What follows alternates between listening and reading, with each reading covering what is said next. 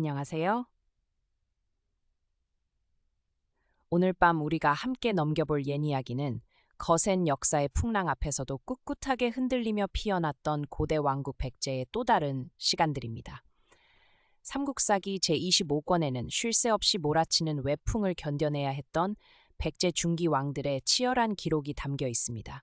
하지만 오늘 밤 우리는 무거운 갑옷과 칼 부딪히는 소리를 뒤로하고 깊은 침묵 속에서 백성들의 안위를 위해 밤하늘의 별을 바라보며 평안을 기도했던 왕들의 그 고요하고 애틋한 시간에 가만히 머물러 보려 합니다.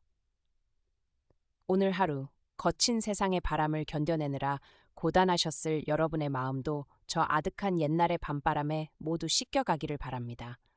여러분의 깊고 단단한 수면을 위해 이야기가 시작되면 화면은 눈이 부시지 않게 천천히 어두워집니다. 이제 편안하게 눈을 감고 수백 년 전 백제의 밤하늘을 스쳐가던 묵직하고도 다정한 바람 소리에 귀를 기울여 보세요. 진사왕이 왕위에 올랐다. 근구수왕의 둘째 아들이며 침류왕의 아우이다. 사람됨이 굳세고 용감하며 총명하고 지혜가 많았다. 침류왕이 죽었을 때 태자의 나이가 어렸으므로 숙부인 진사가 왕위를 이었다.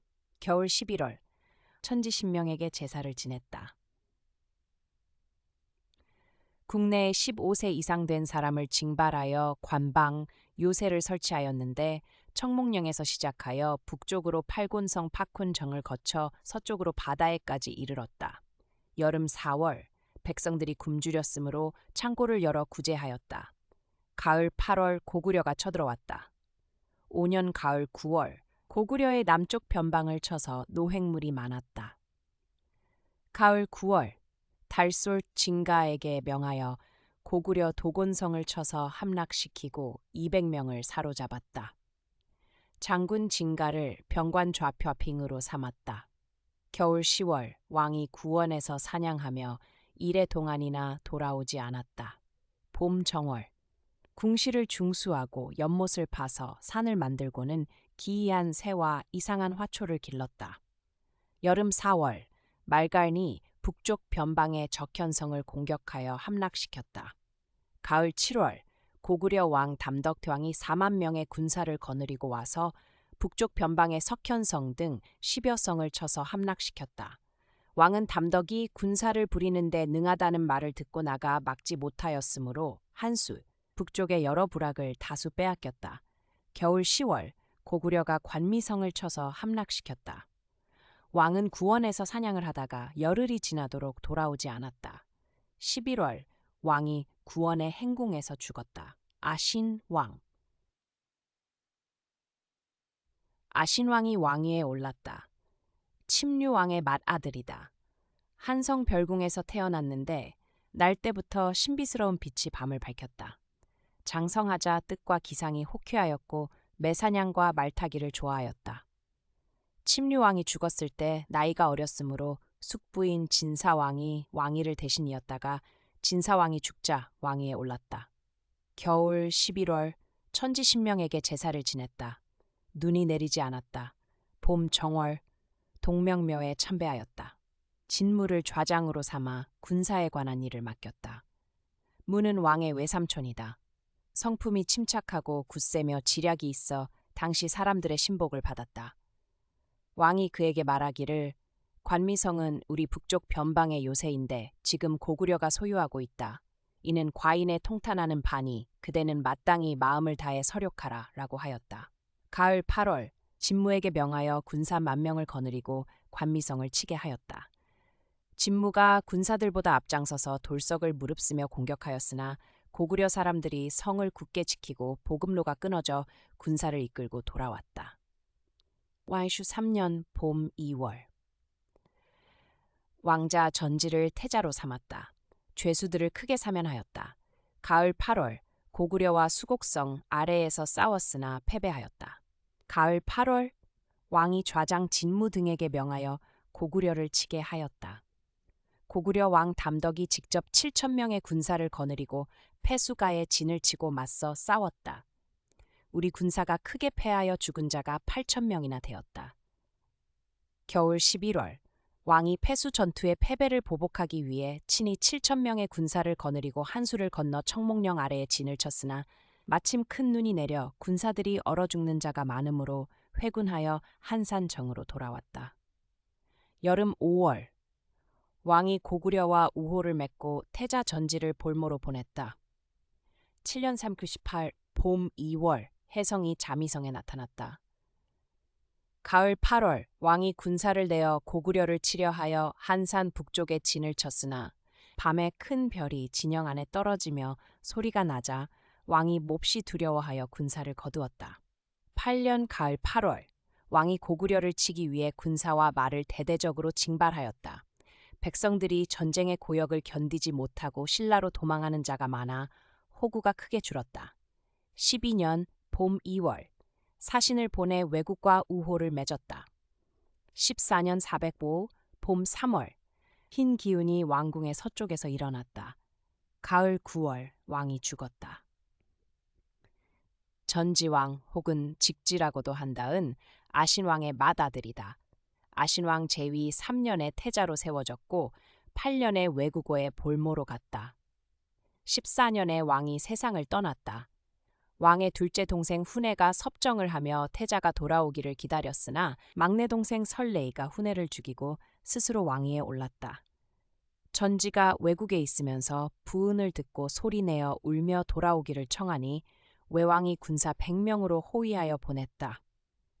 국경에 이르렀을 때 한성 사람 해충이 와서 아뢰기를 대왕께서 세상을 떠나셨고 설레가 형을 죽이고 망령되이 스스로 높은 자리에 올랐으니 바라건대 태자께서는 가벼이 들어가지 마소서라고 하였다. 전지는 바다의 섬에 머물며 이를 기다렸다. 11월에 나라 사람들이 설레를 죽이고 전지를 맞이하여 왕위에 오르게 하였다. 구이신왕 구이신왕은 전지왕의 맏아들이다. 전지왕이 제위 16년에 세상을 떠나자 왕위를 이었다. 비유왕은 구이신왕의 맏아들이다. 혹은 전지왕의 쇼즈라고도 한다. 자태와 용모가 아름답고 거동이 훌륭했으며 말솜씨가 뛰어나 사람들이 떠받들고 소중히 여겼다. 구이신왕이 세상을 떠나자 왕위를 이었다. 게로왕, 게로왕 혹은 근게루라고도 한다은 이름이 경칭스 혹은 경이라고도 한다이며 비유왕의 맏아들이다. 비유왕이 세상을 떠나자 왕위를 이었다. 21년 475년 가을 9월 고구려 왕 거령이 병사 3만 명을 거느리고 와서 왕도인 한성을 포위했다. 게로왕은 성문을 닫고 나아가 싸우지 못했다. 고구려인들이 병사를 나누어 네 길로 협공하고 또 바람을 타고 불을 질러 성문을 불태웠다. 사람들의 마음이 위태롭고 두려워져서 혹 성을 나가 항복하려는 자도 있었다. 왕은 군색하여 어찌할 바를 알지 못하다가 기병 수십 명을 거느리고 성문을 나가 서쪽으로 달아났으나 고구려인들이 추격하여 그를 해쳤다. 이보다 앞서 고구려 장수왕이 몰래 백제를 도모하고자 하여 그곳에 간첩으로 갈 만한 자를 구하였다. 그때 승려 도림이 응모하여 말하기를 어리석은 중이 이미 도를 알지는 못하오나 나라의 은혜에 보답할 방도를 생각하고 있었습니다. 원하건대 대왕께서 신이 불초하다 하지 않으시고 지시하여 부리신다면 명을 욕되게 하지 않을 것을 기약합니다. 라고 하였다. 왕이 기뻐하며 은밀히 백제를 속이도록 명했다. 이에 도림은 거짓으로 죄를 지어 도망치는 척하며 백제로 달아나 들어갔다. 그때 백제 왕 근계루는 장기와 바둑을 좋아했다. 도림이 왕의 문전에 이르러 고하기를 신이 젊어서부터 바둑을 배워 자못묘한 경지에 들었사오니 좌우 왕의 곁에 들려드리기를 원합니다. 라고 하였다. 왕이 불러들여 바둑을 두어보니 과연 국수였다. 마침내 그를 존중하여 상객으로 삼고 매우 친하게 지내며 서로 늦게 만난 것을 한탄하였다. 하루는 도림이 모시고 앉아있다가 조용히 말하기를 신은 타국의 사람입니다. 주상께서 저를 소외시키지 않으시고 은혜가 매우 두터우나 오직 한 가지 재주만 바쳤을 뿐 일찍이 털끝만한 이익도 드린 적이 없습니다. 이제 한 말씀 올리고자 하오나 주상의 뜻이 어떠하신지 알지 못하겠습니다. 라고 하였다. 왕이 말하기를 말해보라. 만약 나라에 이롭다면 이는 내가 대삼에게 바라는 바이다. 라고 하였다. 도림이 말하기를 대왕의 나라는 사방이 모두 산, 언덕, 하천, 바다입니다. 이는 하늘이 베푼 요새요, 사람이 만든 지형이 아닙니다.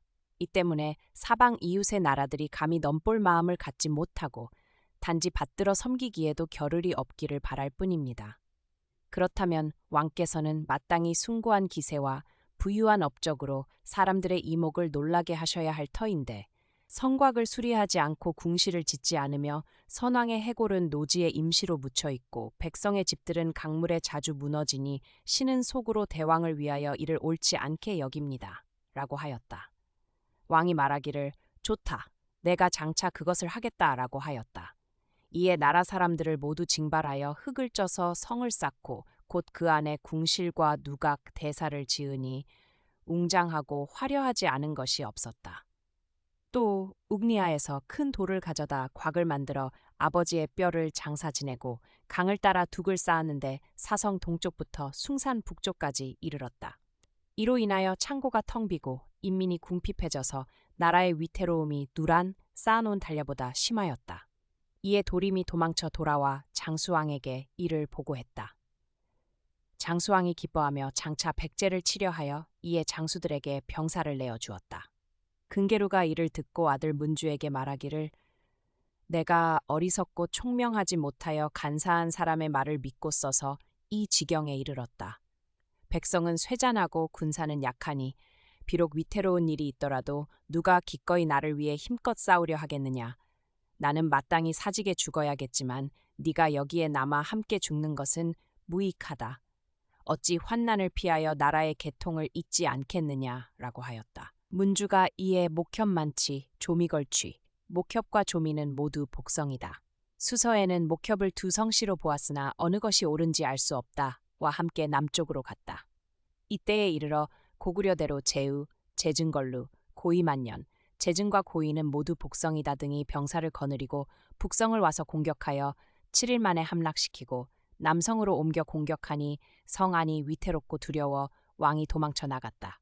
고구려 장수 걸루 등이 왕을 보고 말에서 내려 절을 한 다음 왕의 얼굴을 향해 3번 침을 뱉고 그 죄를 꾸짖은 뒤 결박하여 아차성 밑으로 보내어 그를 죽였다. 걸루와 만년은 본래 백제 사람으로 죄를 얻어 고구려로 도망친 자들이었다. 사관이 논하여 말한다. 초나라 명왕이 도망칠 때 운공신의 동생 회가 장차 왕을 죽이려 하며 말하기를 평왕이 내 아버지를 죽였으니 내가 그 아들을 죽이는 것이 또한 옳지 않은가? 라고 하였다. 신이 말하기를 임금이 신하를 토벌하였거늘 누가 감히 원수를 갚겠는가? 임금의 명은 하늘이다. 만약 하늘의 명으로 죽었다면 장차 누구에게 원수를 갚겠는가? 라고 하였다. 걸루 등은 스스로 죄를 지어 나라에서 용납받지 못한 것을 적병을 인도하여 옛 임금을 결박하여 해쳤으니 그 불의함이 심하다 하겠다. 묻기를 그렇다면 오자서가 영에 들어가 시체에 채찍질을 한 것은 어째서인가 하니 대답하기를 양자가 법원에서 이를 평가하여 덕으로 말미암은 것이 아니라고 하였다. 이른바 덕이란 일연과 의의일 뿐이니 즉 자서의 독한 마음은 운공의 어진 마음만 못한 것이다. 이로써 논하건대 걸루 등이 불의를 행한 것은 명백하다라고 하였다.